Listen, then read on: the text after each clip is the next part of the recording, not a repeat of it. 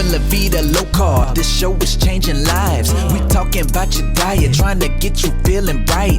Cut up them avocados, fry some eggs. Time to explore the longest running health podcast, hosted by Jimmy Moore. Time to give up the crappy garbage. We're getting into ketosis. Every day is a new step to your goal. Yeah, you're getting closer, motivated and focused. Don't stop, just go. Time to get inspiration from the Living La Vida Low Carb Show. Hey, the livinglowcarbshow.com. So guys, that right there is my friend Christina Oman. You can go find her over on Instagram, ChristinaOman.coach. And it's Christina with a CH and then OMAN.coach. Great name, by the way, doing the .coach. That's really creative. Instead of Coach Christina, it's .coach. I like that. She is now an anti-toxic diet culture nutritionist and weight loss expert. And I remember meeting you at the KetoFest conference. I want to tell a quick little story about you and me. Because you saw me in my car because I had driven to KetoFest. I remember you telling me this story. You came up to me later at some of one of the first events, and she's like, I saw you in your car, and I was like, is that Jim? That can't be Jim. It's Jimmy, but what? But it was just, it was cute because you were like, I wanted to come say hi, but you were in your car and I didn't know. It was so weird. What happened was I had just come off a transatlantic flight because I had flown from Geneva to New York, and then I had driven from New York to New London. Yes. And I was so tired and I was so jet lagged. And I got out of my car. I'd hired a car at JFK and driven up. And I saw you and I was like, I'll say hello tomorrow. I'm too tired right now to go say hi. And then we ended up at the same table together at this first meetup. So that was fortuitous. And yes, I thought you were a lovely person. We had lots of great conversations, and it was nice to see you. And then I started following your work, started watching all the things you were doing. Big time, guys, big time keto coach, big time being a part of the community, making videos, doing all this content.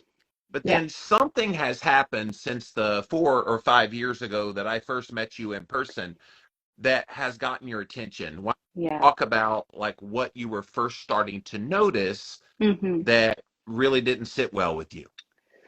So it actually started at KetoFest, actually. So back in 2018, at that point, I had been keto for 2 years.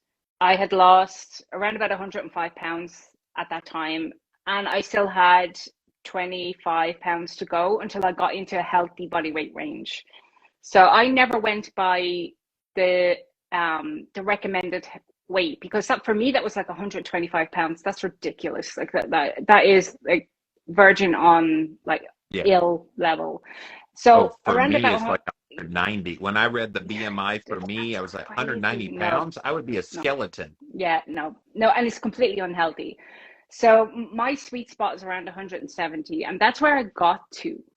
But I couldn't lose any more. I got to about 170, but I needed to lose maybe another 10, 15 at that time. Yeah. But by the time I got to KetoFest, it had creeped up another like 7 pounds, and I was starting to get concerned. So I said, right, I'm going to take this opportunity when I'm in the room with all the experts to ask, okay, this is what I'm seeing. I'm seeing it in my private practice. I'm seeing it with myself. I'm seeing it with the women I work with every day, primarily with the women.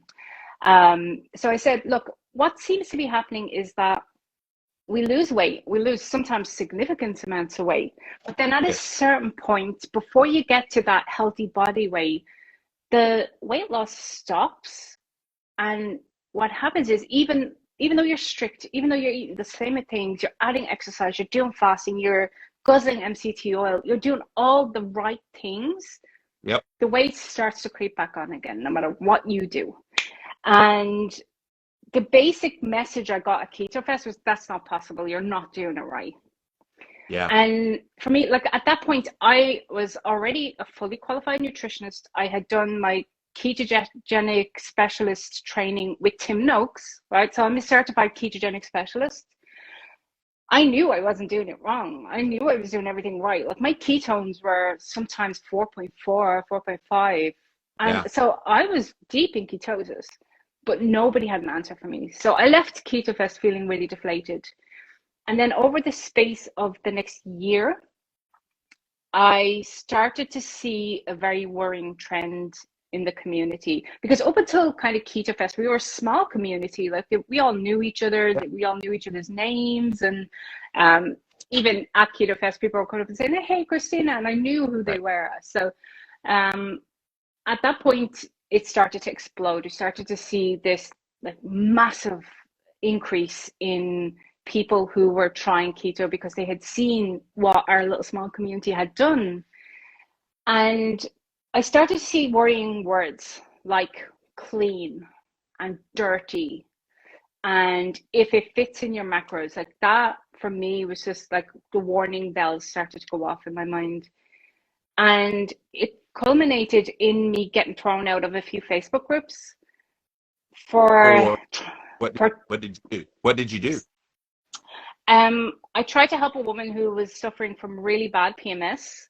Yeah. And she was saying that for a week, every single month, she was having this incredibly wild mood swings. She was crying 1 minute, raging the next.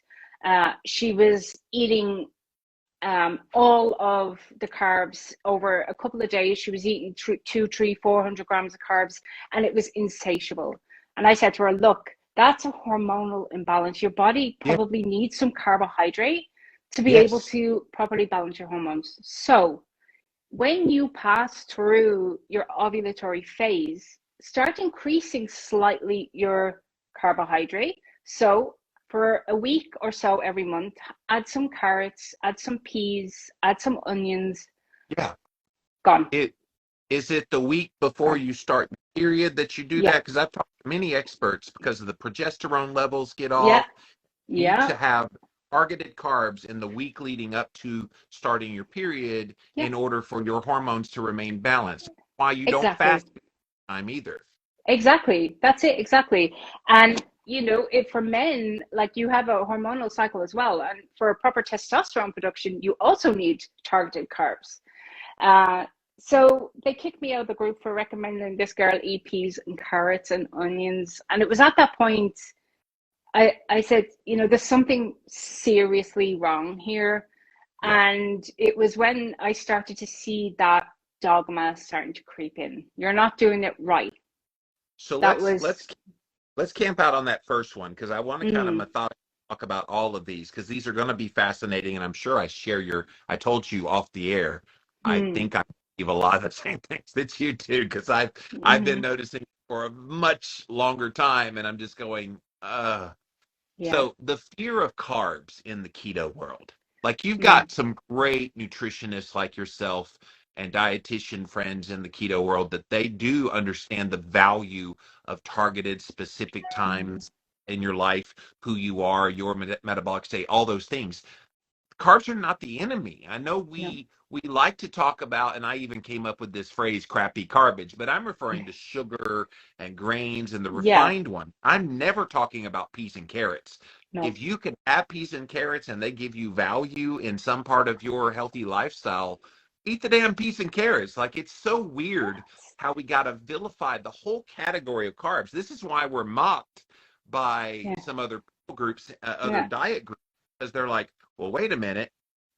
You're telling people peas are bad. Well, they're not bad, but in the right circumstance, they could be not as great, but then other circumstances could be very great. So that is a big problem I see, and it has been for a long time. In fact, the paleo world used to mock the low carb space before keto was really big. They used to say, well, you all just don't like any carbs at all. I'm like, no, we like our carbs.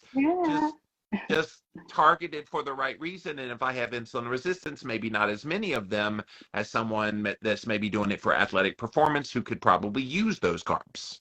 Yeah, absolutely. So for example, for women, for the majority of women, we need carbohydrate for proper hormone balance. We need carbohydrate because the toll on our bodies of ketogenesis and gluconeogenesis is a lot more pronounced. So, you know, we need cortisol to create ketones and to create glucose through that process in the liver. But what they don't tell us, and what was missing in this big piece about removing carbohydrates almost in total, was that if you have raised cortisol, prolonged raised cortisol, and let's say you're fasting, you're a woman and you're fasting and you're calorie restricting and you're doing keto and you're having black coffee first thing in the morning on an empty stomach, your cortisol is going to be elevated. Yeah. Okay. One big piece of the puzzle that's missing is that cortisol has an inverse relationship with thyroid hormones. So high cortisol blocks the conversion of T4, which is the inactive thyroid hormone, to T3, which is the active thyroid hormone. So what I'm seeing now, because of this dogma around carbs, I am seeing hundreds and hundreds of people, women primarily, but there are men coming to me saying, I have wrecked my thyroid. My metabolism is on the floor because this piece was missing. And all it takes is low carb, cycling out of low carb into keto, low carb into keto. That's all. Well, and let me tell you, I see on here live right now a lot of my carnivore female friends, and they love the carnivore diet and they stick with that pretty well. And I know a lot of them have thrived. Does this still apply to them as well, that you think they should maybe cycle in some carbs at specific times? So the problem that we have is that right now you feel really good. Yeah. But in a year's time, we're going to start to see those health markers decline, right? So what I would ask the women in the carnivore community is that right now they feel good, okay? But what health markers are you already starting to see maybe some issues with? Sleep quality is usually the first thing that's affected. Like if your sleep quality is not great, it's a warning sign. If there's any issues with your menstrual cycle, that's a warning sign. Hair quality, is it thick and is it growing fast? Is it healthy? Your nails, all of these. Are you cold at night? Are you starting to see any of these things creeping in? If not, then maybe it's not too late. Because metabolic adaptation which is what we call it, right? I did call it metabolic damage, but I've actually moved away from that because it's not really the right terminology. Because what happens is that your metabolism adapts to the environment. So it adapts to a low thyroid function. It adapts to low carbohydrate, low insulin, because we need insulin for so many more things than just storage. Right? Insulin is a master hormone. Insulin and melatonin have an inverse relationship, right? So everything needs to be in balance. So the caveat I would say is that maybe you feel good now, but we won't know until you start that metabolic adaptation, and it could be a year, it could be 2 years. But there are women out there who can thrive on this indefinitely, and that's where we came in with the dogma that taking one theory, applying it to everybody, just doesn't work at all. Well, and this is the problem that I saw in the vegan world long before the keto world was around. They were so dogmatic. Well, I had this happen to me from eating 30 bananas in a day. You know who I'm talking about. Yeah. I was able to get my health back. And look how vibrant I am. And then, like, they extrapolate because this young, beautiful woman ate that way. Well, if you eat that way, you'll have all the same. And it's like, that's another big toxic message that I'm starting to see creep in the keto and carnivore world is, well, just eat this way and all your woes go away. And if they don't go away, what happened to you at KetoFest is, well, you're doing something wrong, Christina. It's all your fault. Yeah. And that's it. It becomes the toxic diet culture permeates everything eventually. And I saw it in Facebook groups. It's like, well, you have to be doing something wrong. So when I came out with that video and I explained how that metabolic adaptation had happened to me, where I had pretty much tanked my thyroid because I was deep in ketosis for a long time. I was exercising fasted, which for somebody with a pre-existing thyroid issue is an absolute no-no. Like, it's just puts so much pressure on the body. And when I put that video out, there was a huge amount of backlash for it. And one of the big things that stood out to me was that the keto community just wanted to prove me wrong. There was no space for conversation, and my questions weren't answered. So they all came at me, well, there's no mechanism for keto to damage your metabolism. Like, well, actually there is if we focus on cortisol and we focus on thyroid function. And it was like, no, that can't happen because XYZ. And somebody actually sent me a study that was done by Finney and Volek, where they had proved that thyroid function is not affected by the ketogenic diet. They had done this experiment on 12 healthy young men for 6 weeks. Right. Sorry, I was a 35 plus woman when I started with a pre-existing thyroid condition who had been morbidly obese practically her entire life. And I was in deep ketosis for 5 years. Where's that study? Show me that evidence. Well, and this is a problem too, and thank you for bringing up the research aspect. And look, I quote studies all the time, but I always tell people context is everything. If they only looked at males in a study, you cannot extrapolate that male only study is going to have any application to a female until they do the study that has them in it. You can't just say, well, because Volek and Finney, appealing to authority, this is a big thing that happened. Yeah. To authority, Volek and Finney, and so people just like crown it as, well, the gods have spoken from the low carb world and the research world, so you just have to believe it carte blanche, Christina, when your N=1 told you otherwise. And I went back to him and I said, this study says nothing about women who are 40 plus and who have had the same issues I do. Where's that study? Did you read the study? And a few of the keto royalty actually messaged me and said, oh, you're wrong. This can't happen because this study. And I challenged them. I said, look, I'm completely open for discussion. I actually made a follow-up video saying, we need to talk about this, because when I put out that video, Jimmy, I'm not exaggerating when I said the direct messages, the private messages, the emails and the comments, more than 600 saying, me too, this has happened to me. It's the exact same story. Start off obese, lose weight, get to a certain point, the weight loss stops and it starts to creep on again. It's the exact same story over and over again. Something is missing.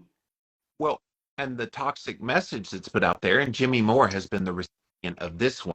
Oh, you're sneaking donuts somewhere. I'm like, fuck you. Yeah, absolutely.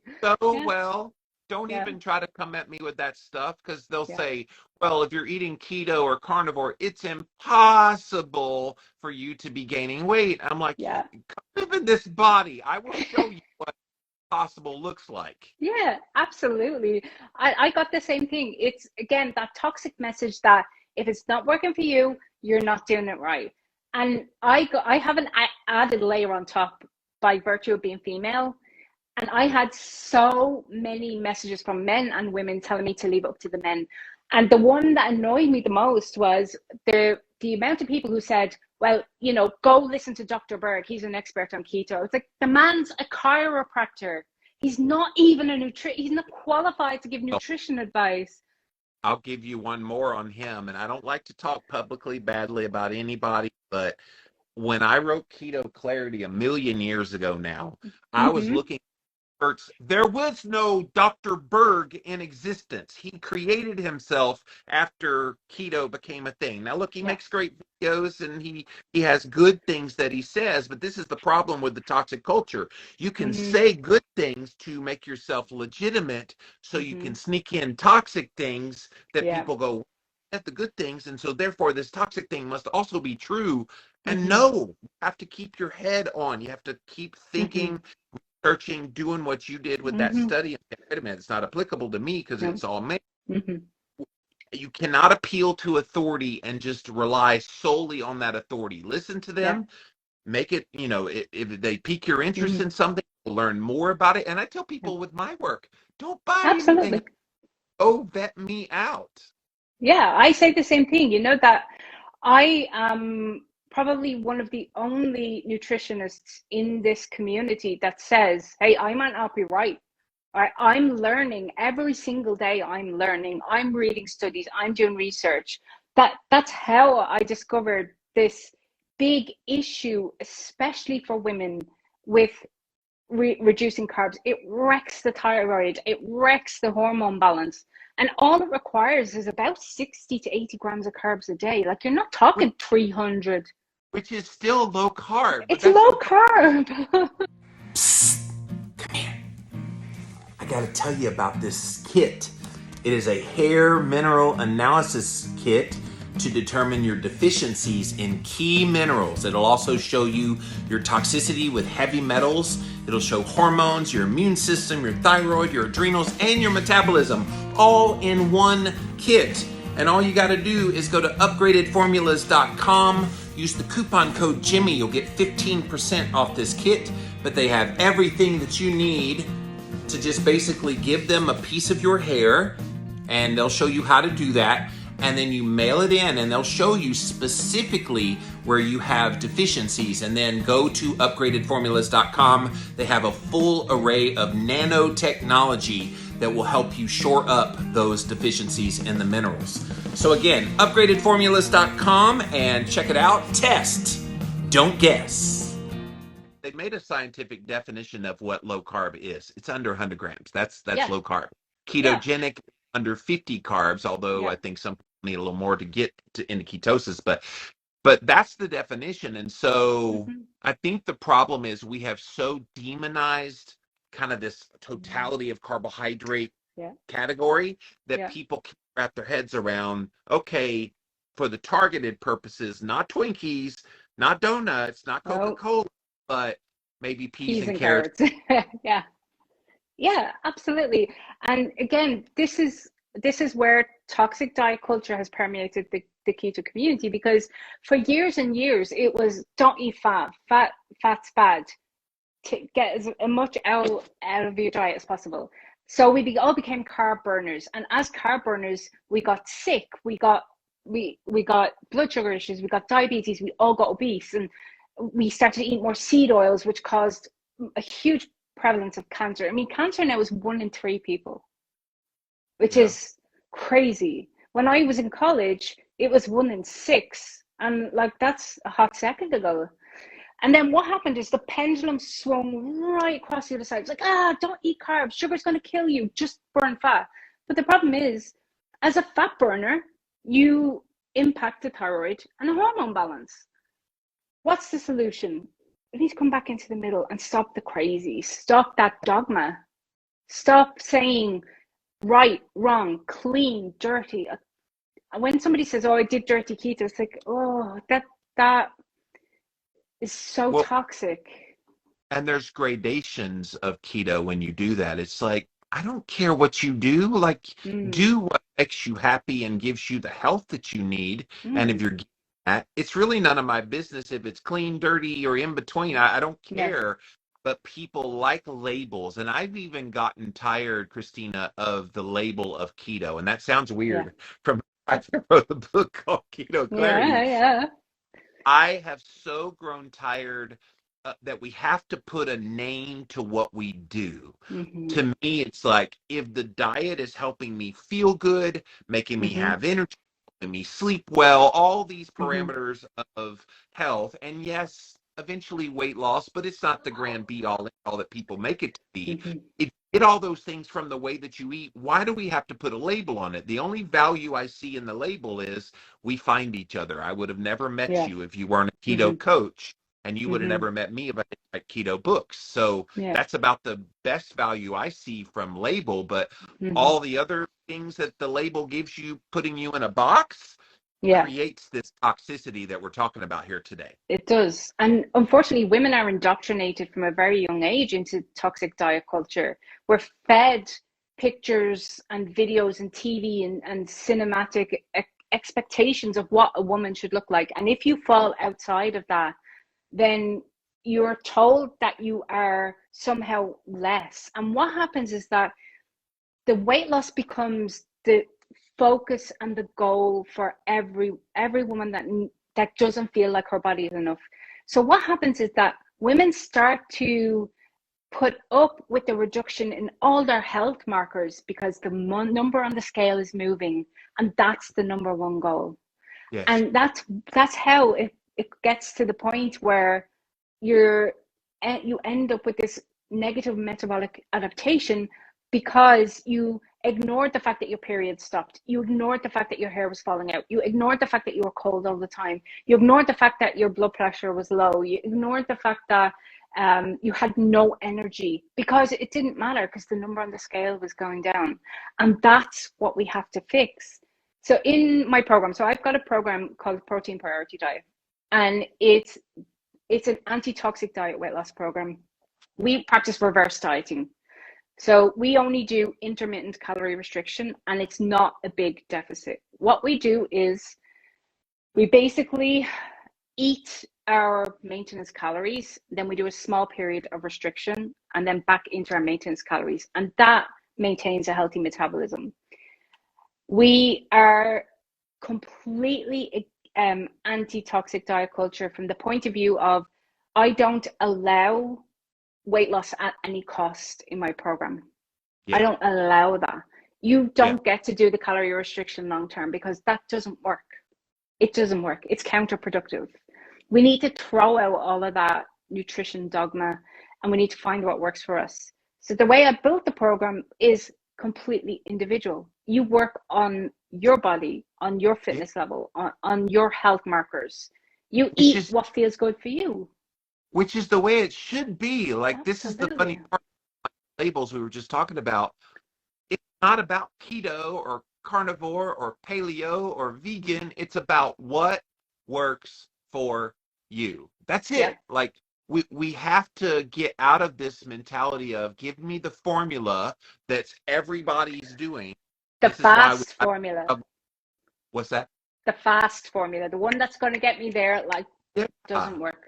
Doesn't work. And this is how we got into trouble with the dietary guidelines that started here in America and went around the world, is they were dogmatic, formulaic, and it was and based on shaky science, like based on it was an egotistical science project that was it was never based on solid science of any sort. Conjecture and kind of extrapolation of because cherry picked might happen. So we all know about McGovern, all the everything. So that's where we got this mentality that there is a way of eating, and so people have been searching for that since the 1980s. And there is no such thing. There is a way that works for you, but it's not going to be some popular diet per se. Now, maybe that diet will and pieces of what will help you, but you got a coach like yourself or others out there that can help you kind of fine tune it to get to what will work best. Absolutely. And I do still get people joining my program, and they join and a day later they're emailing me, I want to cancel. I'm like, okay, let's talk about it. I know it's overwhelming because there's a lot of information, but tell me what's going on. I was like, well, there's no set meal plans. There's no set calorie amount. There's no instruction. And I'm like, okay, so the program is actually telling you that you need to work this out for you. I cannot, like Jimmy, I could not tell you what to eat in a day. I could not, because I'm not in your body and I'm not listening to the biofeedback. I'm not listening to the symptoms. I could be telling you, like our famous Dr. Berg, eat 12 cups of salad every day. I would die if I ate 12 cups of salad. Same. I would die. I would wreck my system. So giving that kind of dogmatic information, it's something that I never did. Even when I was coaching keto, I always said that, 20 grams is kind of like the point at which the majority of people are going to be in ketosis. But you might be able to eat 60 grams of carbs a day and still have that metabolic flexibility where you're able to burn ketones and carbs at the same time. And that's like your Goldilocks zone. But the problem is, because of the toxic diet culture, it was longer, harder, faster, deeper. Yes. Doesn't work. And let me bring up another thing, and I'm sure you've noticed this too. all the new people that come into the community, they don't know about the basics. So they Mm, find some influencer who might happen to be saying, well, if you want to do keto properly, you need this much MCT oil and this much honey with your meat. And they're going to look at those things and go, oh, wow, that's keto, that's carnivore. And so mhm, then they try it. That's not what's right for them. But because this influencer said it, and you're in that loop of, well, keto carnivore didn't work for me. Well, mhm, no, that version didn't. So I wish there yeah, was a way as an on-ramp to help mhm, people that just find the community. How do you find the basic information? It's literally why I wrote my book. yeah, It's literally why there's people like yourself out there mhm, trying to help people get to that core of how they get started. It's the mixed messages, it's the overwhelming messages, I think, that just it confuses people and mhm, frustrates yeah. them through it. If it's going to be that hard, I'll just keep eating my carbs and be happy. Yeah, exactly. The motto of the protein priority diet is done, not perfect. Because, first of all, perfect stands in the way of getting things done. Okay. Yeah. If you look at a ketogenic diet, at first it's like, whoa, right? That is a lot of moving parts to kind of get lined up. But the fact is that you could probably eat 50 grams of carbs a day and still lose weight if you do it right. So if you are adaptable and flexible in your approach, you don't follow this dogma of it has to be 70% of your daily calories from fat. It has to be 20% protein and the rest from carbs. It's that dogma that stops people from achieving their goals in a healthy and sustainable way. It's like every other diet out there. What do you do when you get to your goal weight? How do you maintain that? You Yeah. can't, because No. you've been in restriction so long, your metabolism has adapted to that. What do? You just keep restricting and restricting and restricting and restricting. Well, and that's the physical aspect. The Hmm. mental aspect Hmm. is I want to lose X amount of pounds. I want to get to X amount of dress size. What Hmm. happens there? My best friend is a girl who lost a lot of weight on keto. Brittany is her name. And Brittany did very well on keto. And Hmm. she literally broke down when she hit her goal, Christina, because there is no off ramp into maintenance. It's No. just, all right, good job. Now what? Now, And she yeah. started like flailing. I needed another goal, something that motivated me, Hmm. like the original weight loss and dress size goal. Now I needed something else. So she shifted now her mindset into other kind of performance type things, how she feels, and she's back on kind of a track now, still Hmm. struggling a bit with the weight, but yeah, it's one of those things that we don't talk about that nearly enough, and that's toxic. You don't just tell people do this, get healthy, lose the weight, and go on with your life. No, okay, try to make this a lifestyle. I know we Hmm. kind of lip service to that, but we don't really tell people how you make it into a lifestyle. Yeah, exactly. And what happens then is that as you start to get closer to your goal, you start to get the fear, you know, what's going to happen when I get there, and how am I going to go for the rest of my life and not being able to eat an apple, for example. So when that video came out, and I was overwhelmed, like it took me 2 weeks to respond to everybody. Like it was just, there was just so many people coming forward to say, thank you for talking about this. I had the exact same issue. And I have a free Facebook group for anybody who's facing this issue. And in that Facebook group, we were talking about um, people's experiences, right? So I encourage people when they come into the group, tell us your experience, because it helps me decide what kind of content that I'm going to be putting out there to help people.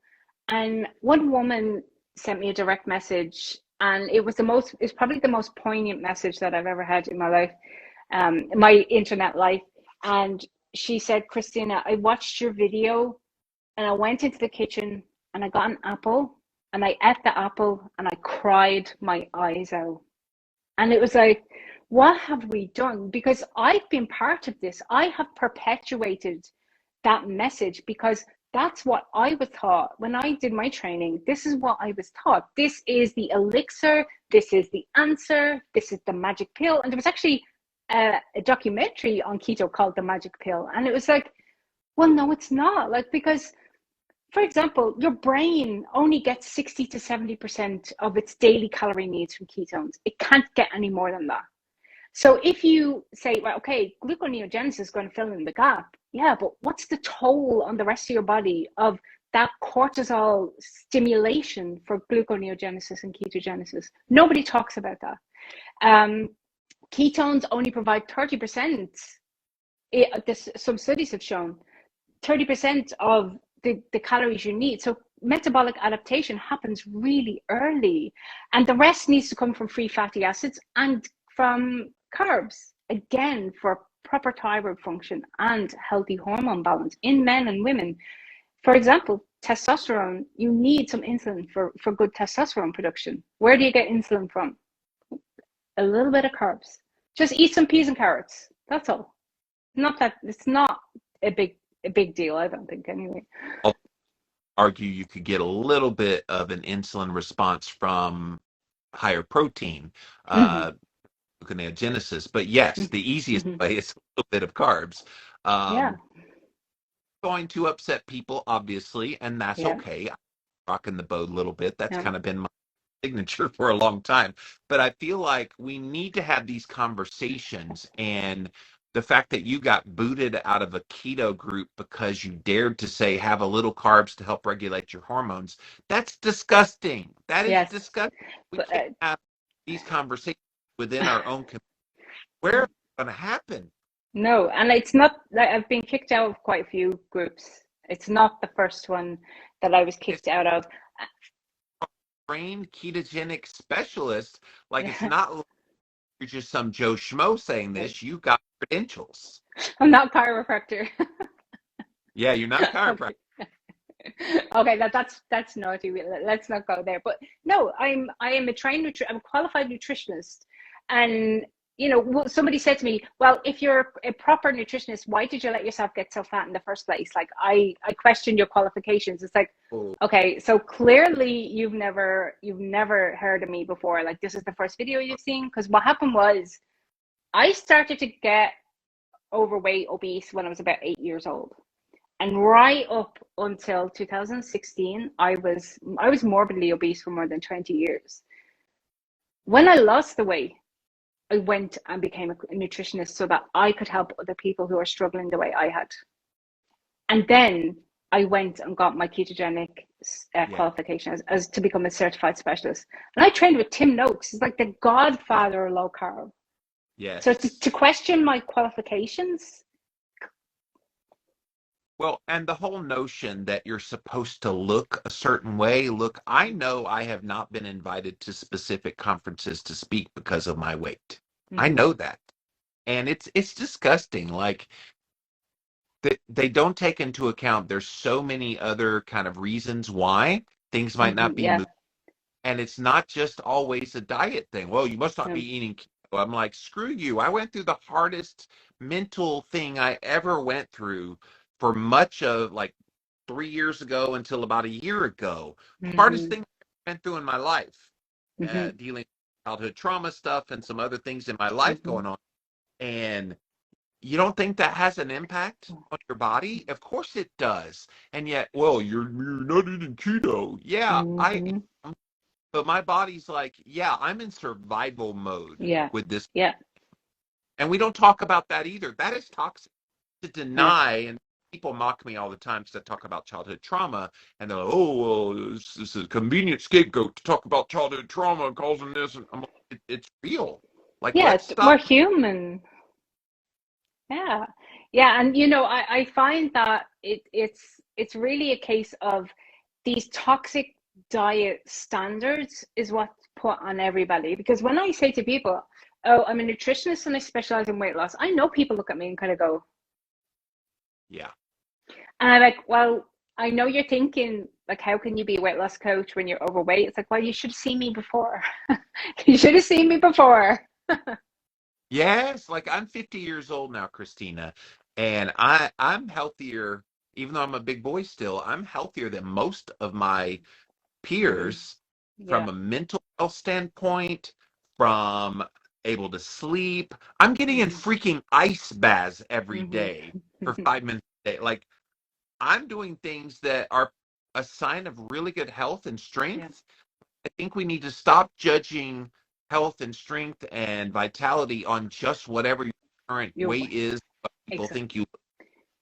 Exactly. And that's exactly what I was saying about how this has become so toxic, is that we are accepting decline in practically all of our health markers as long as the number on the scale is going down.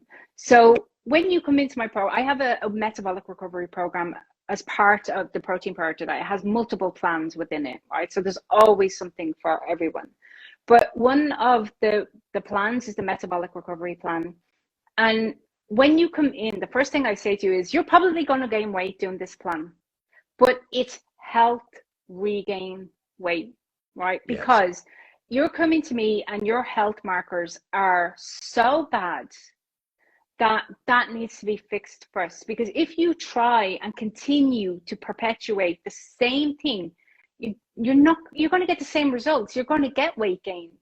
Whereas if we flip it and we say, right, okay, we're going to fix those health markers, you might gain 5 or 10 pounds, but guess what?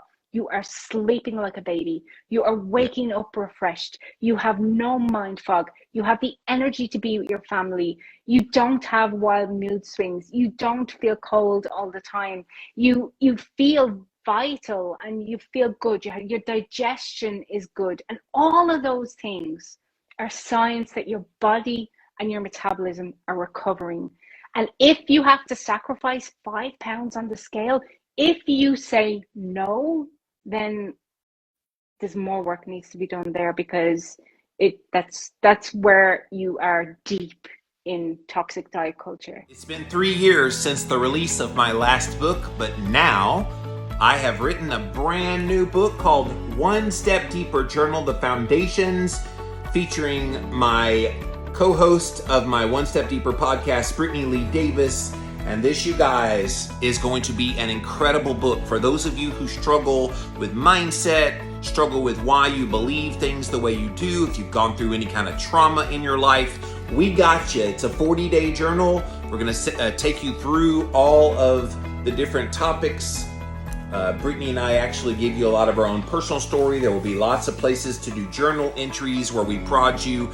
This is one of the proudest books I've ever written, and it's available at onestepdeeperjournal.com. Within the next few days, we're expecting it to be available on Amazon. So go check it out. One Step Deeper Journal, The Foundations. 5 pounds is not a big deal. 50 No. pounds would, but 5 Yeah. pounds, no big deal. Yeah. This notion, if it's going up at all, that something bad is happening. Look, I think in order for it to go down, sometimes it needs to be shaken up and go up Yeah. for a temporary amount of time so it Yeah. can. The problem is most people kind of stay in a homeostasis because your body is going to fight you to stay right where it is. And so if you take it up by getting it to go higher in weight temporarily, that might be a catalyst for then watching it go down. That's hard for people to wrap their heads around because Yeah. diet culture only going down is good, going up is bad, and you're a bad person. Weight loss at any cost. That's the essence of toxic diet culture. And I was like a gold level member of that toxic diet culture club, because I saw my health markers decline. I remember shortly before I left Ireland to move here, I remember sitting in our office in the summer and I had a blanket wrapped around me. And I thought to myself, well, you know what? If I'm going to be cold, that's okay, because I am practically at my goal weight. I'm like 10 kilos. I'm about 20 pounds off my goal weight. If I have to sit here in a blanket in the summer, so be it. I wish I could go back and shake me and say, listen to what you're saying. You are sacrificing all of these health markers for that number on the scale. That is crazy. But you didn't know what you didn't know. No. And now you know better. And I love what you're doing. Yeah, thank you. Bulletproof Coconut had an interesting comment. He said, I was booted from a fasting group for daring to say that you may need to have salt while you fast. My God. I've seen it all. Yeah, I have seen it all. We have a Facebook group for keto people in Ireland, and I'm actually an admin of that group. and the amount of people that argue with me, and they argue with me about something another expert has said, and I'm like, okay, Yeah. you don't want to listen to what I'm saying. You want to prove me wrong. You don't want to Yes. listen. I'm trying to explain to you why following that dogmatic line of thinking is going to end up with you being the one who suffers, not this Yeah. expert who says, follow me, I know everything. And Yes. sometimes it gets so bad that the other admins have to chime in and say, do you know who you're arguing with? Like, Right. like, do you know who she is? Like, and that's not like, do you know who I am kind of thing, because I never say that, but it ends up being this argument about right and wrong. And it's like, dogma is dangerous in nutrition because none of us are the same. Well, and you nailed it. They're appealing to authority, like we talked about earlier. Mm-hmm. Well, so influencer that's a bigger name than you, Christina, says this, and it's like, okay, but does that mean they're right in all Yeah. cases? And does that mean you can't hear other information? I know kind of culturally that that there's kind of this move the last couple of years to censor things that misinformation. And so it's like, no, we want to hear all the voices and let people kind of rationally think through things. But what happens is, no, this is the way. And if you go outside of that dogma, then you're wrong. And see, that's why you're fat. And see, that's why you're sick. And they don't to account that there is more than one way to skin a cat, as the saying says.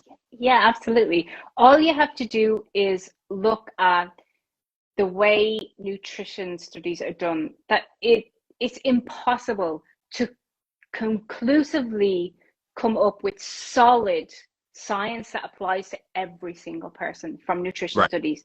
They're done on mice, they're done on rats, they're done with people relying on recall. It's like, okay, so what have you eaten for breakfast over the last 5 years? Right. I can't remember what I had for breakfast 2 days ago. I mean, come on. Right. So what they say is, okay, I ate eggs every day for breakfast for the last 5 years. All right. So you've had a heart attack and you've eaten eggs every day for the last 5 years. Ergo, the eggs cause a heart attack. Well, they're not talking about the fact that I had egg McMuffins. That's where my eggs were. That I was eating lots of seed oils. I smoked 20 cigarettes a day. I was drinking a bottle of vodka a week. None of this is taken. So all we can do is come up with correlation, which proves nothing. No, it proves that when you want to cherry pick this thing causing that thing, you can literally do that with anything. Yeah, absolutely. Blue today, and I got tired. So blue skies make you tired. Literally, that's how the science is working. Yeah, I love the analogy about the firefighters, that you get to a fire, the house is on fire, and you see the firefighters.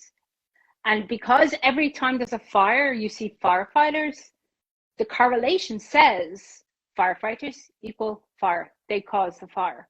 And that's just the complete opposite.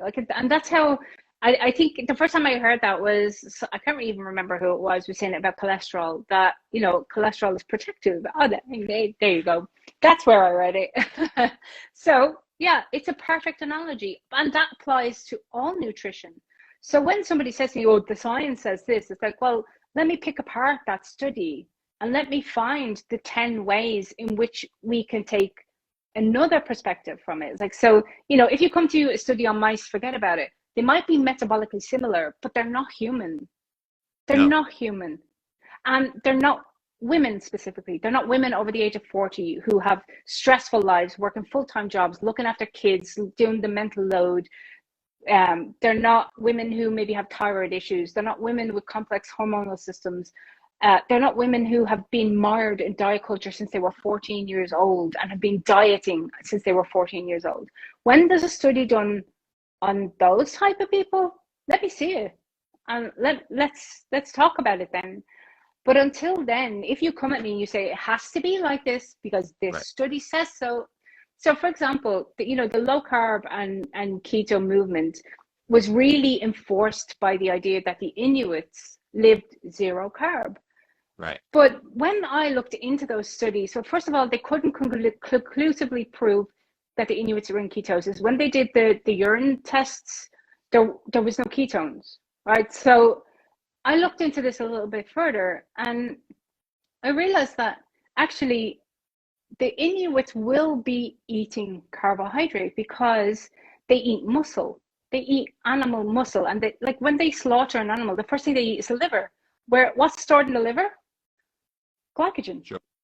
right? And I had some people come at me and say, oh, well, you know, there's no carbs on the label of meat because when meat is butchered, the rigor mortis consumes the glycogen that's stored in the muscle. It's like, okay, yeah, that's true. However, the Inuit eat the animal while it's still warm. There's no rigor mortis.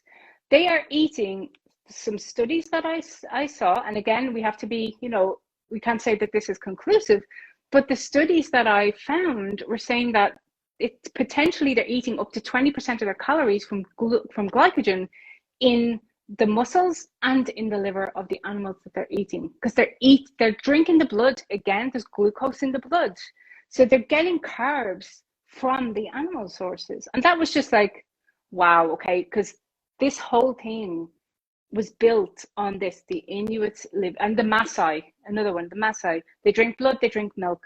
There's glucose in blood, there's lactose in milk. That's where they're getting their carbs from. Well, and the Maasai, they actually had lots of carbs in their diet along with blood and the fat. Yeah. So that the paleo people always like, okay, for all you low carb people, Maasai weren't low carb. So, Yeah, but that was conveniently left out of all of that information that was put out there, and it requires questioning, and it requires questioning the dogma. But then, of course, you know, well, when you question the dogma, they come at you. Well, and I think here's the thing, guys. If you get nothing else out of this podcast, it's been very fascinating, by the way, Christina, because I adore you. But I think we need to always be eyes wide open. Anything you hear that sounds off or that sounds too good to be true, like the whole, again, adding fruits and honey to a carnivore diet. That was the weirdest, most bizarre thing I've ever seen. But look, if that works for them, great, but it's not carnivore. Anyway, if it sounds like yes, do your own research. Test yourself. Like we have glucometers, have ways to see if what they're saying matters to you. And at the end of the day, that's what matters. This is what you're doing with your program, highly bio-individualizing this to the individual. You know, hire a coach to help you with this, you guys, if you're not comfortable doing it on your own. But don't just take at face value what any influencer online is saying. Absolutely. And you are the only one who knows what your body is saying to you. You have to listen to it. If you are doing something and your body is clearly not happy with it, your digestion isn't good, you're not sleeping very well, you are tired or cold, or you have brain fog, or you know, you have biofeedback coming to you every single day, listen to it, because it's telling a story, and adapt and be flexible, because nobody knows. Nobody is an authority on nutrition.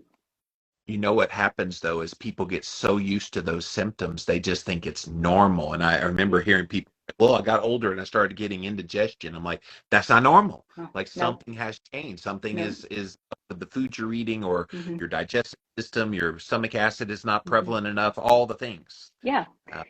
And there are great women influencers out there who are normalizing what bodies look like. They're showing their rolls, they're showing their stretch marks, they're showing themselves bloated, and they are normalizing bloating. And every time I see it, I'm like, yes, but no, just because it's common doesn't mean that it's normal. Bloating is not normal.